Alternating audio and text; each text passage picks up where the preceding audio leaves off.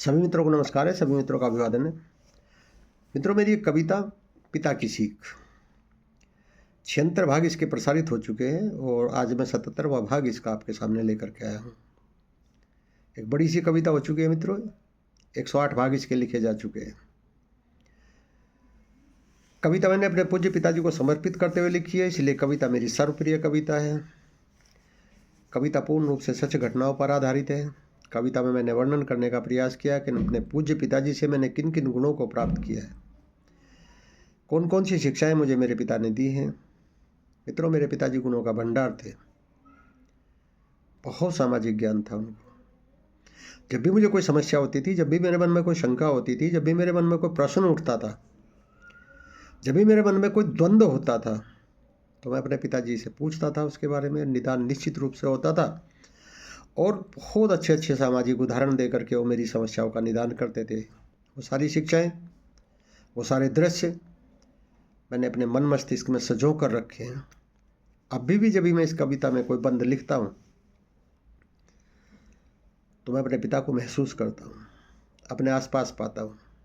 मुझे लगता है कि मेरे पिताजी मेरे आसपास यहीं कहीं हैं, अभी भी मेरा मार्गदर्शन कर रहे हैं, मुझे प्रेरणा दे रहे हैं इस कविता को और बड़ा करने की।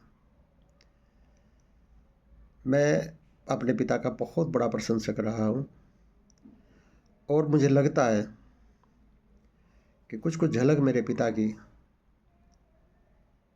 मुझ में भी है। जो मैंने सीखा है उसको मैं भी अपने व्यवहार में लाता हूँ।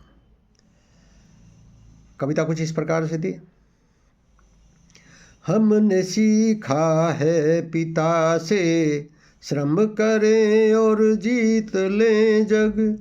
श्रम किया बेकार जग में यूं कभी जाता नहीं है।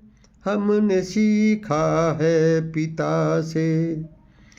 मित्रों, इस भाग में जो मैं वर्णन करने जा रहा हूँ आपके सामने, इसका 77वां भाग, इसमें मेरे पिताजी कहा करते थे कि यदि जीते जी हम अपने माता पिता की सेवा नहीं कर पाते, उनके मृत्यु के बाद आडंबर करते हैं, श्राद्ध करते हैं, दिखावा करते हैं, तो वो कहते थे ये सब पाखंड है। यदि कुछ है, श्राद्ध है, सेवा है, तो वो जीते जी की है, उसके बाद कौन देखने आ रहा है। तो वही मैंने वर्णन करने का प्रयास किया। हमने सीखा है पिता से, बस जीते जी का श्राद्ध होता। हमने सीखा है पिता से, बस जीते जी का श्राद्ध होता। संतान जिसकी हो कहे में, उसका अलग अंदाज होता।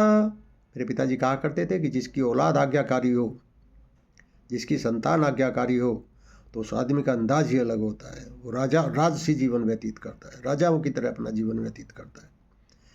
संतान जिसकी हो कहे में, उसका अलग अंदाज होता। उजला तन और काला मन, बहुधा ही ये खतरनाक होता।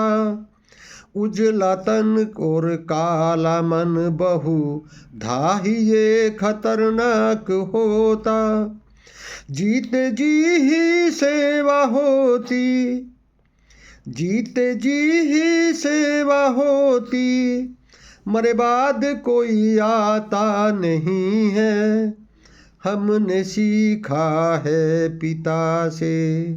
मित्रों, कैसी लगी कविता आपको?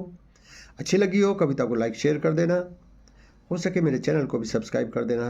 मिलते हैं इसके अगले भाग में। बहुत बहुत धन्यवाद, बहुत बहुत आभार आपका।